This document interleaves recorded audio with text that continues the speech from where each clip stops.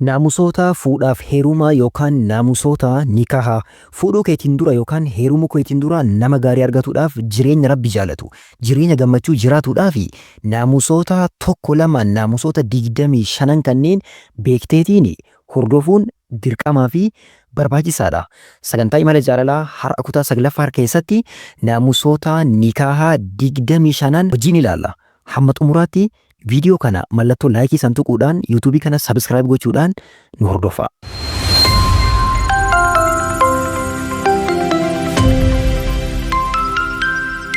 بسم الله الرحمن الرحيم الحمد لله رب العالمين الصلاة والسلام على رسول الله صلى الله عليه وسلم السلام عليكم ورحمة الله وبركاته. سجنتا بريدا إمال جارلا كيستي حرقا ناموسوتا نكاها بلتي بريد جارات الأف خبر باتساني وجيني لالله. San keessaa inni tokkoffaa fi inni jalqabaa fuudhaaf niyyaa gaarii qabaachuudha. Maaliif fuudha? Kaayyoon ati fuutuuf maali? Namootni hedduun jireenya isaaniitiif kaayyoo wahii niyyaa gaarii yookaan yaada gaarii qabaachuu dhabuu irraa kaka'e jireenyi isaanii yeroo baay'ee ni diigama. Maaliif fuudhaa jirtaaf gaafadhu. Ofitti illee himi. Maaliif akka fuudhaa jirtu beekuu qabda. Wanti ati fuutuuf tokkoffaa ilma argatuudhaaf akkasuma haadha ofillee haadha manaati illee haraamarraa qabuudhaaf ajaja rabbiiti wantoota jedhu niyyaalee gaarii kanneen niyyadhuutiin itti seeni niyyaa gaariin ala bultiin ijaarame kaayyoon isaa wal keessa laaqamaa fi wal keessa kan bade ta'a jechuudha. Sababa kanaaf niyyaa gaarii qabaachuu qaba. Maaliif fuudhaa ka jedhu har'umarraa of gaafadhu deebii kenniifi. Inni lammaffaan namni danda'u yeroodhaan fuudhuudha. Wanti jireenya keenya balleesse keessattuu akka qeerroof qarreetitti jireenyi keenya maaliif akka laaqame maaliif akka wal keessa dhahamaa ta'e keessi keenya maaliif akka jeeqamaa ta'e hundi keessanuu ni beektu. Yeroodhaan fuudhuu dhabuun keenya maatiin keenya yeroodhaan nutti heerumsiisuu dhabuun keenya akkasumas dubartoonni illee yeroodhaan heerumuu dhabuun isaanii jireenya isaanii akka laaqamu akka wal keessa baru taasise. Sababa kanaaf yoo dandeesse yeroodhaan fuudhi wallahi tasgabbii jireenya kee guutuu argattaa. Maaf hin fuune sagantaa imala jaalalaa 8ffaa keessatti waan kana bal'isneetiin ilaallee jirra. Inni sadaffaan fuudha sirrii hin taane irraa fagaachuu. Fuudhota sirrii hin taane nikaha sirrii hin taanetu jira. Fakkeenya nikaha sirrii hin taane keessaa namni zinaa dalage haaluma saniin osoo jiru nikaha hidhachuudha. Wanti kun sirrii miti. Hedduun keessan barnoota imala jaalalaa keessatti hordoftanii jirtanii. Akkasuma walgara waan jedhamu akkasuma namoota fuudhuun hin eeyyamamne inshallah wanta kanallee bal'inaan sagantaa imala jaalalaa kutaa tokko keessatti ni ilaalla. Fuudhota sirrii hin taane irraa fagaanneetiin fuudha nikaha sirrii ta'e qofaan adeemuu qabnaa jechuudha. Inni arfaffaan soddaa hanqina hedduu qabu irraa fagaachuu. Hanqinoota kanneen akka amantii, rakkoolee garaagaraa, eebii garaagaraa, bid'aa garaagaraatiin warra beekamu jechuun warra hanqina guddaan irraa himamu. Namni hanqina isaanii hanqina yoo jedhamu beekaa hanqina ilaalamutu jira hanqina hin ilaalamnetu jira. Hanqina baay'een nama irraa himamu nama hanqinootaan beekamu soddaa akkasii itti dhiyaaturraa irraa fagaatutu caalaa jechuudha. Maa jennaan rakkoon maatii sanii rakkoo keetitti illee darbuu danda'a. Sababa kanaaf soddaa hanqina qabu. Kan itti heerumtus ta'e kafuutu soddaa hanqina qaburraa fagaatu qabda. Hanqina yoo jedhamu hanqina hedduu kan qabu malee hanqinni takka yookaan hanqinni lama xixiqqoon jabaa miti jechuudha. Inni shanaffaan nama diinii fi nama akhlaaqa gaarii qabu filachuu. Namni ati filatuu qabdu nama diinii qabu, nama akhlaaqa gaarii qabu, haala amala bareeda nama qabu, namoota akkanaa filatuu qabda. Dabalataan nama duniyaa qabu yoo ta'e nama bareeduma qabu yoo sii taate haala amala gaarii diinii wanti kunni hundi yoo bira wal qabame dubartii akkasii irraan goriini. Atillee dhiira akkasii irraan goriini. Inni jaaffaan nama wal madaalan yookaan kuf'ii ta'e filachuudha. Nama kuf'ii yookaan nama wal madaalan jechuun maal jechuudha? Namni waliin madaalle namni haala jireenyaatiin waliin madaalle haalota barnootaatiin haala hawaasummaatiin haala qabeenyaatiin wantoota hedduudhaan namni waliin madaalle osoo wal fuudhuu dhabe bareedaadhaa jedhan. Maaliif jennaan tuffii fida jireenya keessatti dhorgama jechuudha miti. Garuu tuffii fida jireenyi mi'aayaan ta'u. Fakkeenya isin yaa kennu waan kana sirriitti hubadhaa. Nama wal madaala yoo jedhamu fakkeenya dhiirri tokko dubartii qabeenya qabdu inni immoo ka qabeenya hin qabne osoo kata'uutii osoo wal fuudhuu dhabanii bareedaadhaa jedhan. Maaliif jennaan dubartiin dhiirarratti ajajjuu itti taate akkasumas tuffatteeni haala sanii waliin jiraatu dhufa. Dhiirri ammoo mana keessa yoo tuffatame isii miidhuu wantoota garaagaraatiin kallattii garaagaraa sharrii itti yaaduu danda'a jedhan. Sababa kanaaf hanga danda'ameen osoo nama wal madaaluu ta'e haala barnootaa keessatti illee osoo nama wal madaaluu ta'e fakkeenya abbaan manaa osoo fakkeenya hojjetaa ta'ee hojjetaa isii jala hojjetu. Haati manaa ammoo osoo hojjechiiftuu taate osoo wal fuudhanii rakkoon qabu hima ta'a. Garuu namootni akkanaa wal fuudhurra osoo dhiisanii bareedaadha jedhan. Beekaa osoo dhiisanii bareedaadha malee garuu osoo wal fuudhanillee rakkoo hin qabu. Maaf jennaan namni wal madaalu jireenya keessatti illee haala bareedaan kan waliin deemuu danda'u namootuma akkasiiti. Keessattuu dubartiin kallattii garaagaraatiin dhiirarra yoo caaltee argamtu ta'e dhiirri yoo jila gattuffatamaa ka ta'u ta'e yeroo baay'ee maal fidaa dhiirri sun faallaa sharrii garagaraa itti yaadu isii miidhuudhaaf yaadu qabeenya isii balleessuuf yaadu waan akkanaa fidaa. Hanga danda'ameen osoo nama wal madaalan ta'ee hawaasummaa keessatti illee barnoota keessatti illee kallattii qabeenyaatiin illee osoo nama wal madaalan ta'ee moor irra bareedaadha. Osoo wal madaaluu illee dhabanii rakkoo hin qabu. Namni gariin waa'ee umrii illee kakaasutu jira. Umrii keessatti hanga danda'ameen osoo walitti dhiyaatanii bareedaadha. Yoo sirriitti adda fagaate illee dhiibbaa fida. Fakkeenya abbaan manaa umriin isaa nama guddaa ta'e dubartiin ammoo umriin isii baay'ee gadaantuu osoo taate hanga tokko isaan gammaduun isii baay'ee waan xiqqaataa ta'uufi osoo hanga danda'ameen umrii walitti dhiyaate bareedaadha jedhan hayyoonni.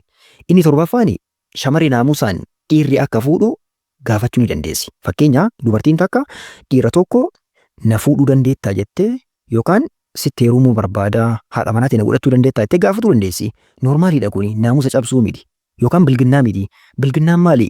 Naamusa gadhiisaniitiin haala hin taane haala fokkataadhaan fakkeenya akka tiiktookii fa'aa irratti viidiyoo isaa waraabuu achi booda akkana na fuudhi jetteetiin waan akkasiitiin gadhiisu naamusni fokkataan kanniini. Garuu keessaan dubbisteeni akkana maatii na godhachuu dandeessaa osoo jetteeni rakkoo hin qabu. Zabana nabiyyi keenya sallallahu alaihi wasallam dubartoonni gariin nabiyyi bira dhufanii sallallahu alaihi wasallam alaka bi haaja osoo na fuuti akkamii jetteeni. Nabiyyi sallallahu alaihi wasallam waan ofii hin barbaanneef jecha yeroo sanitti nama biraatiif dabarsanii namni biraa haala saniin fuudhee jechuudha. Kanaaf ni danda'ama. Dubartiin takka naamusaan dhiira tokko akka isii fuudhu gaafachuu dandeessi. Osoo nama gaarii irraan fakkeenya abbaan fa'a mucattii akkana mucattii xiyya tana osoo si heerumsiise akkamii fa'a osoo jedheeni yookaan obboleessi bareedaan kallattii kanaanii jedhan hayyoonni. Inni saddeetaffaan hamma danda'ameen dubartii deessu filachuudha. Dubartii deessu akkamii beekuu dandeenya ka jedhuu fi kallattii lamaan beekuu ni danda'amaa jedhan hayyoonni. Tokkoffaa maatiin isiin keessaa baate maatii dubartiin hin deenne keessatti hin baay'anne yoo taate jedhan. Fakkeenya maatiin isiin keessaa baate keessatti dubartiin hin deenne yookaan hin baay'anne ta'e yookaan ammoo yookaan hin jirreyyuu ta'e maatii akkasii keessaa yoo baate mucattiin tun ni deessi jechaan most probably kallattii kanaan beekuun ni danda'amaa jedhan. Tokkoffaa. Lammaffaa dubartii as dura heerumte yoo taate yoo as dura heerumte fakkeenya kadeettu ta'e kallattii kanaan illee beekuun ni danda'ama. Haadha laalii intala fuudhi. Mammaaksa jedhutu iddoo kana hojjetaa jechuudha. Gaafiin iddoo kanatti ka'u maalidha? Dubartiin hin deenne yookaan dubartiin dahuu hin dandeenye dubartoonni akkasii furmaanni isaanii maali? Silaa dubartii deessu filadhaa jettanii dubartiin hin deenne fallisii maali? Akkaataa sanii naaduutu no jedhan hayyoonni. Hamma danda'ameen kallattii lamaan armaan gadii kanneeniin osoo isii qarqaaranii bareedaadha jedhan. Tokkoffaa dhiirri tokko dubartii takka fuudhee dubartiin sun yoo ka dahuu hin dandeenye ta'e isii hiikuurra jedhan. Yoo ka dhugaan fa'a jaalatu ta'e isii hiikuu irraa dubartii lammaffaa tadeettu fuudhee osoo isii ammoo haaluma sanii waliin jiraatanii bareedaadha jedhan. Tokkoffaa. Lammaffaa namni dubartii biroo qabu fakkeenya dubartii madeettu ta biroo namni qabu jaalala rabbii barbaadee isiillee haraama irraa tiksuudhaaf bakka isii maa yaadee yoo ka jaalatuun ta'e dhugatti maal gochuu qaba? Dubartii lammaffaa haa fuudhuu jedhani. Dubartii hin deenne ta bira tadeettuu qabaate ta hin deenne ta lammaffaa haa fuudhuu jedhan. Kallattii biraa ka beektan yoo jiraate koomanti nuuf godhaa. Inni saglaffaan dubartii dubra fuudhuudha. Dubartii dubra jechuun dubartii as dura heerumteetiin hin jirre dubartii akkasii fuudhuun moor bareedaadha jedhani. Keessattuu dubartii walqunnamtii saalaa geggeessiteetiin hin jirre ta haraama irraa of tiksite dubartii osoo akkasii osoo ta'e yaafa ni'ma jannatuma duniyaati. Maaliif jennaan Nabiyyi sallallahu alaihi wasallam hallaa bikran tudaa'ibuka wa tudaa'ibuhaa maa bikiraan fuudhin jedhani. Dubartii as dura heerumtee hin jirre dubartii qulqullittii isa maan fuudhinii jedhan tullee hubaddu jechaadhaafi miti. Maaf jennaan dubartii dubratu moor jireenyaaf namni illee qalbiin isaa bakka tasgabbaa'ee waliin jiraatee haala bareedaadhaan waliin dabarsuudhaaf moor bareedduun dubartii isa waan taateefi jechuudha. Kanaaf hamma danda'ameen dubartii dubra taas dura hin heerumiin filadhu yoo taan illee fuute rakkoo hin qabu bareedaadha. Ittaansee inni kurnaffaan nama dubbatatu irratti gaafachuu dhabu. Nama dubbatataa jiru fakkeenya mucattii takka fuudhuudhaaf gaafataa jira. Osoo an gaafataa jiru namni biraa narraan dhufee darrabamuun narraan dhufeetiin gaafatuun akka shari'aatti dhorgama. Sababa kanaaf yeroo gaafatuudhaaf barbaaddu namni biraa gaafataa ni jiramu hin jiru ka jedhu adda baafadhu. Osoo namni biraa gaafataa jiru irraan darrabamteetiin hin seenini. Inni 11ffaan fuudha dura dubartii kaadhimate ilaaluudha. Laallatu qabda. Yaa amma laallatiin sun beekamaadha miree namni sirrii laallata. Laallatu keessaa yoo akka malee haxannaa. Garuu akka malee haxanna'uun sunillee jireenya fokkisaa badaadha irraa fagaatuu qabna. Garuu dubartii kaadhimatte laaluu qabda. iddoolee ilaaluun eeyyamamu. Keessattuu fakkeenya qaamota isii bakka jechuun waan fuudha si oofu waan isii fuudhutti itti hajamsiisu wantoota akkas akkasii kanneen ilaaluu ni dandeettaa jedhan harka isii fuula isii wantoota biroo illee wantoota ilaaluun eeyyamamutu jira san yaa'u inshaallah iddoo isaatti yeroo biraan ilaalla. Inni 12ffaan dubartiin heerumtu takka waliyyii yookaan fira isii qofaan heerumuu qabdi. Dubartiin heerumtu ofiin heerumsiistu deemteetiin ofiin qaadii bira dhaqxee yookaan akkuma barbaadde fedhuma isiitiin deemtee nikaaha godhachuu maali hin dandeessu. Eenyuun heerumuu qabdi waliyyii yookaan fira isii qofaan heerumuu qabdi. Keessattuu waliyyiin jalqabaa eenyu abbaadha. Abbaadhaan heerumuu qabdi. Abbaan yoo hin jirre jedheetiin adeemsan itti fufaa akaakayyuu akkas akkasiin itti fufaa tartiibni as ol maal gochuu qabdi waliyyii yookaan fira isii qofaan heerumuu qabdi. Abbaa isiitu isii heerumsiisa. Warri manaa baataniitiin baddan wallahi jireenya keessantu bada. Akkasin dalaginaa dhiisaa abbama keessaniin manuma keessanii jaalalaan heerumaa malee abbuun illee ijoollee teessan karaa halaalaatiin akkasuma heerumsiisaa malee dubartiin ofii heerumsiisuun ofii waliin baddeetiin haraama dalagdee achi booda nikaahin hidhamanaamin jireenyi sun kalaaqame ta'a jechuudha. Kanaaf kan heerumsiisuu qabu eenyu ta'uu qabaa fira isii yookaan waliyyii isii qofaan heerumti. Qaadiinuu waliyyiin osoo jiru heerumsiisuu hin danda'u. Inni 13ffaan heerumsiisuun dura eeyyama gaafachuu. Wanti namoota keenya hedduu biratti dogongora ta'eetiin mul'atu isa kana maal jedhanii wayima harkaa baatee jirti yoo abbaan fedhe nu gaafate akka feene heerumsiisna jedhan miti eeyyama gaafachiisuu qabda. Mucattii heerumsiisuu barbaaddu takka atillee heerumuu barbaaddu eeyyama kee si gaafatan malee hin ta'u. Eeyyama kee kennuu qabda. Eeyyama keetiin ala namni kamuu dirqiidhaan si heerumsiisuu hin danda'u. Hin barbaadu ati jennaan hin barbaadu bakka. Hin barbaadu ati jette namni kamuu si dirqisiisuu hin danda'u. Inni 14ffaan fuudha dura ulaagaa garaagaraa walirratti bulfachuun eeyyamama yookaan sharxii walirra godhachuun. Sharxii wantoota godhachuun eeyyamamutu jira. Fakkeenya wantoota jireenya wal qabatu keessatti waa'ee nafaqaa keessatti alkalaamuun filmaskanii wanifaabil maciishati tartiiba jireenya wal qabatu wantoota garaagaraa kanneen waan akkana naaguuti waan akkana naaguuti waan akkana naaguuti jedhaniitiin ulaagaa walirratti bulfachuun walirra kaachuun ni eeyyamama ni ta'a. Wantoota ulaagaa walirra godhachuun hin danda'amne jedhanii ulamaan kan dubbatan keessaa inni tokko maalidha? Dubartii lammaffaa narratti fuudhuu hin dandeessu jetteetiin mucattiin takka sharxii yookaan ulaagaa dhiirarra godhachuun hin eeyyamamu jedhan. Maa jennaan kullu sharxiin leessa fi kitaabillaahi fahuwa baaxil. Ulaagaan kamuu ka kitaaba rabbii faalleessu kufaadha jedhan nabiyyi sallallahu alaihi wasallam. Kanaaf ulaagaan eeyyamamne kufaadha jechuudha. Inni 15ffaan dhiirri tokko fakkeenya osoo as dura fuudhee jiraate dubartii lammaffaa yookaan jaartii lammaffaa osoo fuudhuu barbaade mucattiin takka fakkeenya osoo dhaqeetiin ansi fuudhuu barbaada. Dhiirrummaan dubartii takka qabu ansi fuudhuu barbaada osoo jedheeni mucattii of jalaa qabdu isaan hiikii sitti heerumaa osoo jetteeni beekaa itti heerumuu barbaaddi. Garuu isii wanti barbaaddu maali mucattii sana achii baasuu barbaaddi. Yoo akkana ka gaafatu ta'e gaafachuun haraamaa jedhan nabiyyi sallallahu alaihi wasallam dhoorkamaadha. Sababa kanaaf yoo barbaadde yoo naa ta'a jette itti heerumi. Yoo naa hin ta'u jette ulaagaa akkanaatiin jala hin deemin. Ulaagaan akkanaa islaamummaa keessatti hin hojjetu. Inni 16ffaan maharii fi wantoota mahariidhaan wal qabatan wantoota bakka fuudhaan wal qabatan laaffisuudha. Guddisuu dhabu. Maharii guddisuun jireenya keessaa barakaa fuudha. Akkasuma wanta fuudha ofiitiin wal qabatu guddisaniitiin akka hin taaneen keessattuu wallaahi israafa gochuun yookaan qabeenya balleessuun keessattuu yeroo fuudhaan wal qabatu jireenya kee balleessa. Sababa kanaaf haga danda'ameen qalalla godhi. Yoo ati qalalla goote wallaahi jireenya kee kabaddisii jedha. Rabbiin si guddisee si jabeessa. Sababa kanaaf maharii fi wantoota fuudhaan wal qabatan hundaa laaffisi. Inni 17ffaan nama wal jaalateef karaa nikaaha laaffisu. Nabiyyi sallallahu alaihi wasallam hadiisa yoo dubbatan maal jedhani lam yura lil mutahabbiina mithlu nikaah. Nama wal jaalate lamaaf jedhani. Fakkeenya mucattii takka osoo jaaladhee mucattiin takka illee osoo na jaalattee wantummaan jireenya keenyaaf nu fayyadu wanti akka nikaahaa hin jiru jedhan. Yaa nama wal jaalattani. Wallahi dhagaa. Yaa nama wal jaalattanii jirtan. Yaa mucattii takka jaalatteetiin qabdu. Yaa mucaa tokko jaalattee qabdu. Wallahi na fuudhi jedhiin. Atillee fuudhiini. Yoo wal fuutan wallahi jireenyi keessan baay'ee tokko bareedaa ta'a. Ergiif ergaa kana mucattii tana yoo fuute wallahi jireenyi keessan baay'ee bareedaa mi'aayaa jireenya fakkeenyaa ta'a. Fuudhuu ni dhabdee zinaadhaan jala deemuuf yaaddee jennaan wallahi hongofte. Har'uma hongofta duniyaa kanatti jireenyi keen laaqama hin badasi jala. Sababa kanaaf wanti cimaan isiniif maalidhaa? Wal fuudhuu keessanii wal fuudhaa. Inni 18ffaan fuudhaaf ji'a tokkoon yookaan guyyaa wayitiin milkii barbaaduu dhabu. Kana jechuun akkami? Fakkeenya namni tokko yeroo fuudhuu barbaade ji'a kana keessa malee hin fuudhu. Fakkeenya xiqimtii keessa malee hin fuudhu. Maaf xiqimtii keessa fuudha jennaan ji'a kana keessa akkana argatan jedhanii sababa kanaaf an xiqimtii malee hin fuudhu.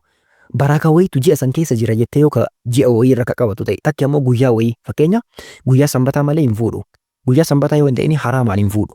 Wanta akkanaa guyyaa wayiitiin yookaan ji'aan milkii barbaaduun torbee wayiitiin milkii barbaaduun haraama islaamummaa keessa shirkiidha.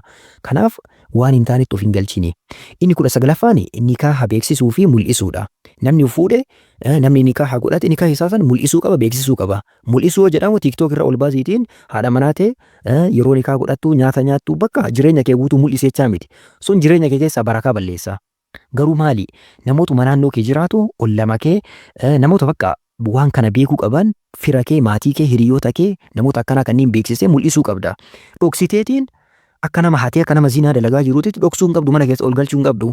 Mul'isi namni haa beeku haa argu.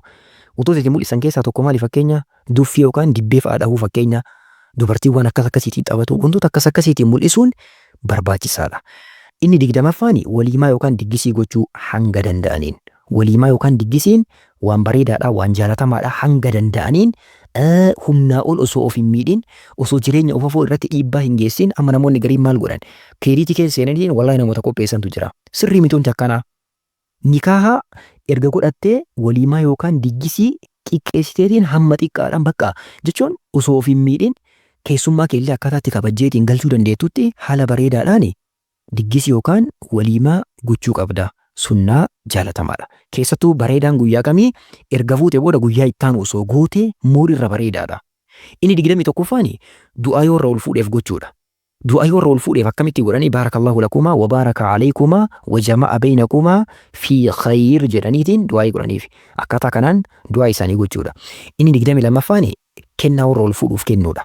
Hawaasa keenya keessatti wanta bareedaa jiru keessaa inni tokko maalidha waan kana nama ol fuudhuuf mucattee heerumtuuf illee maashaallah kennaa fidaniifi namni sargii maayisii dhaqee jechuudha.